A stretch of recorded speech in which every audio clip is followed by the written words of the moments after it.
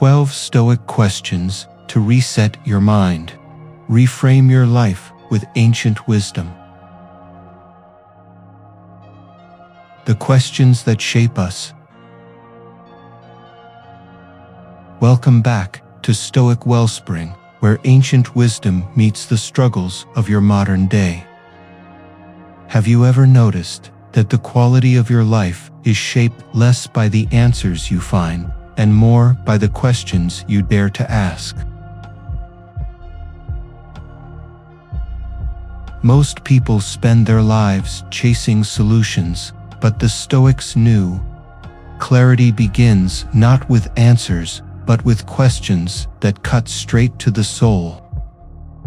Seneca once wrote in his letters to Lucilius, "If a man knows not to which port he sails, no wind is favorable." The right question is like a compass. It pierces confusion, reveals direction, and strips away illusions. Tonight, we're not here to drown in overthinking or collect random advice. We are here to confront 12 timeless Stoic questions, each one designed to reset your mind, challenge your habits, and call you back to the life you were meant to live. The only real danger is not asking them at all. When questions become the reset. This is not just another video filled with advice. It is an invitation to pause and to wrestle with questions that have shaped philosophers, warriors, and ordinary seekers for over 2,000 years. The Stoics never promised a life without pain, fear, or loss.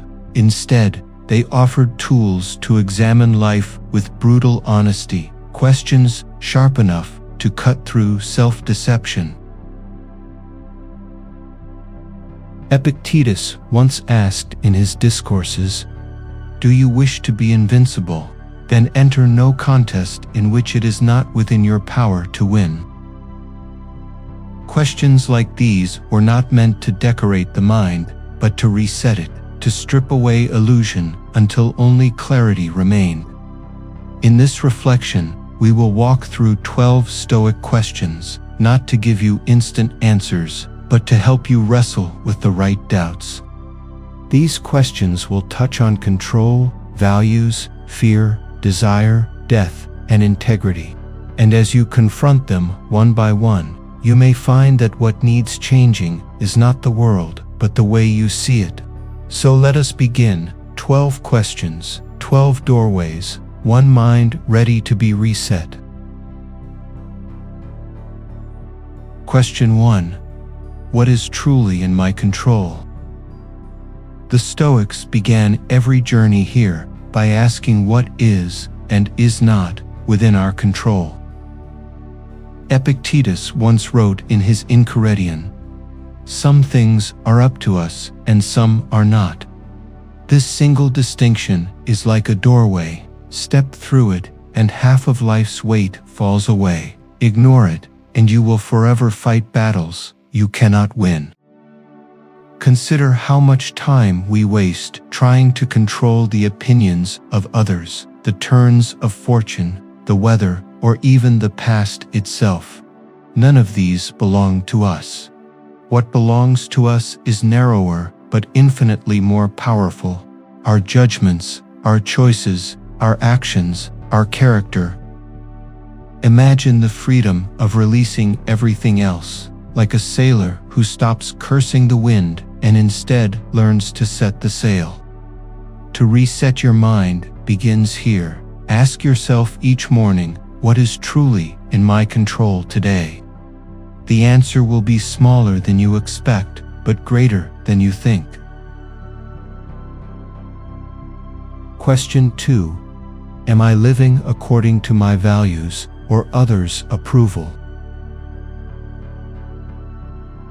One of the greatest traps of the human mind is the hunger for approval.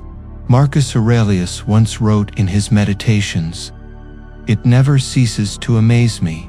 We all love ourselves more than other people, but care more about their opinion than our own."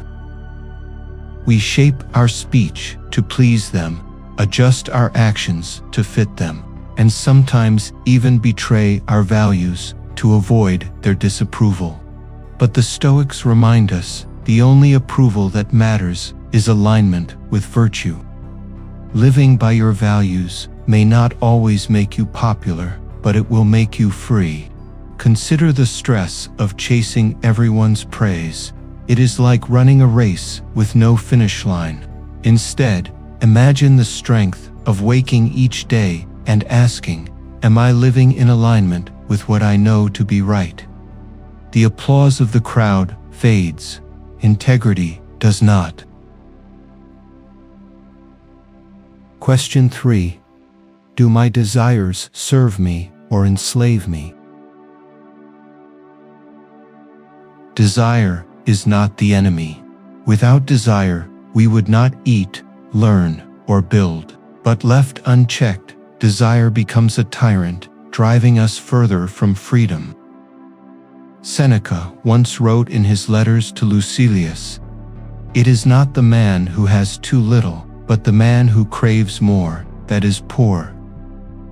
Think of the endless scroll on your phone, the craving for likes, the hunger for luxury you don't need. These are not tools you use, they are chains that use you.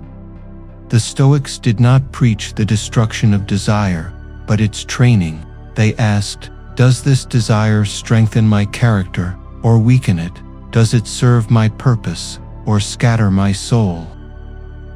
Desire that serves you is like fire contained in a hearth. It gives warmth, it cooks food, it builds life. Desire that enslaves you is fire in the forest. It burns, it spreads, it leaves you with nothing but ashes. Resetting your mind begins when you step back and ask, "Do I own this desire, or does it own me?" If the answer is the latter, you know where the chains must be broken. And so, once you have questioned desire, another test awaits. When adversity arrives, will you see an obstacle or an opportunity? Question 4. When adversity strikes, do I see an obstacle or an opportunity? Life never asked for your permission before throwing obstacles in your path. Marcus Aurelius once wrote in his Meditations, "The impediment to action advances action. What stands in the way becomes the way." To the ordinary mind, adversity is an enemy. It arrives unwanted, interrupts our plans, and leaves us bitter. To the Stoic, adversity is a teacher. It is the gymnasium of the soul where weakness is broken down so that strength may rise. Consider how every obstacle you once cursed became, in hindsight, a turning point, a heartbreak that deepened your empathy, a failure that sharpened your skills, a loss that revealed what truly mattered. The obstacle is not the end of your path, it is the reshaping of your path. Ask yourself, when adversity strikes, will I shrink or will I train? In the answer lies the difference between despair and resilience. And if adversity reveals your strength, the next question sharpens it even further. Am I reacting blindly or responding with reason? Question 5. Am I reacting or responding with reason? When adversity strikes, most of us react. The words fly out, the anger rises, the fear blinds us. Epictetus once said in his discourses, "It is not what happens to you, but how you react to it that matters." Reaction is instinct. It bypasses thought. It may defend you in danger, but it will betray you in peace. Response is reason. It slows the moment down, creates a pause, and allows virtue to decide. Imagine someone insults you in public. Natural reaction. You shout back, you escalate, you add fuel to chaos.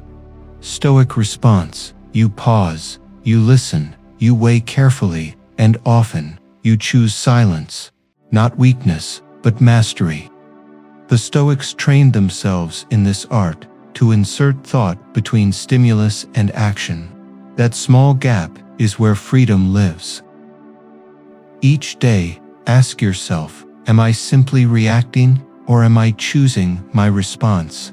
The difference is the difference between being a slave to emotion and being a master of the self. And once reason steadies your response, another shadow rises, the shadow of death. Which brings us to the next question: if today were my last day, what would I regret not doing? Question 6. If today were my last day, what would I regret not doing? Death is not far away. It walks beside us in silence every day, whether we acknowledge it or not. Marcus Aurelius once reminded himself in his meditations, "You could leave life right now. Let that determine what you do and say and think." To most, death is an unwelcome thought. We push it aside, distract ourselves, pretend tomorrow is guaranteed. But the Stoics faced death directly, not to despair, but to sharpen life. For when you remember you are mortal, every hour becomes sacred. Ask yourself this question: if today were my last day, what would I regret not doing? The answer will strip away illusions. Suddenly, the petty arguments lose their weight. The endless scrolling feels empty. What remains are the few acts of courage and love you've postponed for too long. This question is not about dying well, but living awake. And yet, remembering death is not enough. The next question asks, am I truly a student of life, or just a collector of information?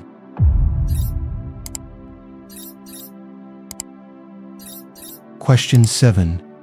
Am I a student of life, or just a collector of information? We live in the age of endless information, articles, podcasts, quotes, books, more knowledge than Marcus Aurelius could have imagined in 1,000 lifetimes. Yet with all this information, wisdom remains scarce. Why? Because most people collect words but never practice them. Seneca once warned in his letters to Lucilius, "What is the use of countless books if they cannot teach you to live well?" The true student of life does not chase novelty. He returns again and again to a few timeless truths, practicing them until they shape his character. Consider the one who reads about courage but never takes a brave step, who studies mindfulness but never sits in silence, who admires virtue but never sacrifices for it. That person is not a student, only a collector. To reset your mind is to shift from collection to transformation. Not how much do I know, but how much do I live what I know? Ask yourself tonight, am I practicing life or just rehearsing words? And once you confront this, the next challenge cuts even deeper. Do I practice what I preach? Question 8. Do I practice what I preach?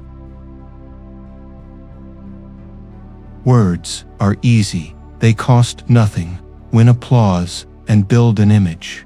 Actions are hard. They demand sacrifice, discipline, and silence. Epictetus once told his students in his discourses, "Don't explain your philosophy, embody it." The danger is this: we talk about Stoicism, mindfulness, courage, but live in anger, distraction, and fear. When words rise higher than deeds, the soul grows hollow, but when actions exceed words, the soul grows whole. Even silence becomes a sermon. Even small choices become proof of philosophy alive. Ask yourself, if someone watched me for a week, would they see Stoicism in motion or only in my speech? Integrity is not declared, it is lived. And so, having faced the gap between word and deed, another question rises. What am I clinging to that no longer serves me? Question 9. What am I clinging to that no longer serves me? Human beings are collectors, not only of things, but of identities, grudges, and routines. Seneca once reflected in his letters to Lucilius, "It is not the man who has too little, but the man who hankers after more, that is poor." We cling to possessions long after their joy has faded. We cling to relationships long after their love has died. We cling to identities that once protected us, but now suffocate us. The Stoics taught that freedom begins with letting go, not reckless abandonment, but wise release, the courage to lay down what no longer serves your growth. Imagine carrying a heavy bag across mountains. Each object may once have been useful, but now it cripples your step. What would happen if you set it down? To reset your mind is to lighten your load, to release bitterness, outdated beliefs, and unnecessary weight. Ask yourself tonight, what am I carrying that I was never meant to carry this long? And once you set down what no longer serves you, you will face a deeper question. Do I measure success by virtue or by vanity? Question 10. Do I measure success by virtue or by vanity? Modern culture tells us success is wealth, status, applause, yet these vanish like smoke. The Stoics measured success by a different standard: virtue, wisdom, courage, justice, self-control. Marcus Aurelius once wrote in his Meditations, "Just that you do the right thing, the rest doesn't matter." Ask yourself, if I gained the world's approval but lost my integrity, would I call that success? History is filled with men who conquered nations but could not conquer their own greed. Their statues crumble, their names fade. Meanwhile, those who lived in virtue, though poor, obscure, forgotten by their generation, became eternal teachers of humanity. To reset your mind is to choose a higher measure. Not how much applause did I gain, but how much virtue did I embody. And once you have asked how you measure success, another question follows. What example am I setting for those who follow me? Question 11. What example am I setting for those who follow me? No life is lived in isolation. Even if you never speak a word, your actions preach louder than sermons. Marcus Aurelius once urged himself in Meditations, "Waste no more time arguing about what a good man should be. Be one." Consider the eyes that watch you, your child, your colleague, your friend. What are you teaching them, not by words, but by the rhythm of your daily choices? If you chase vanity, you teach them vanity. If you live by virtue, you invite them into strength. A Stoic does not seek followers, but inevitably becomes an example, either a warning or an inspiration. Ask yourself, if the next generation lived exactly as I live, would the world be better or worse? Your life is a torch. Whether it lights the way or sets fire to the ground depends on how you carry it. And so we arrive at the final question, the one asked in the silence beyond all applause. When silence arrives, what does my soul whisper? Question 12. When silence arrives, what does my soul whisper? In the end, every voice falls silent. The crowd leaves, the noise fades, and even your own arguments dissolve. What remains in that silence is the truest measure of your soul. Seneca once reflected in his letters to Lucilius, "The greatest blessings of mankind are within us and within our reach." Silence is not emptiness, it is revelation.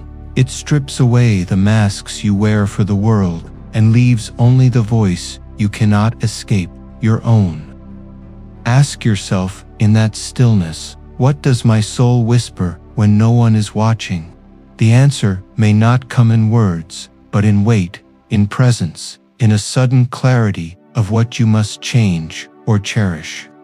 To reset your mind is not to add more noise, but to finally listen to what has been whispering all along. And so, after 12 questions, we do not leave with answers, but with a clearer gaze and a mind ready to begin again. Breathe, let the words settle. You have walked through 12 questions, each one a mirror, each one a doorway. Do not rush to answer them all.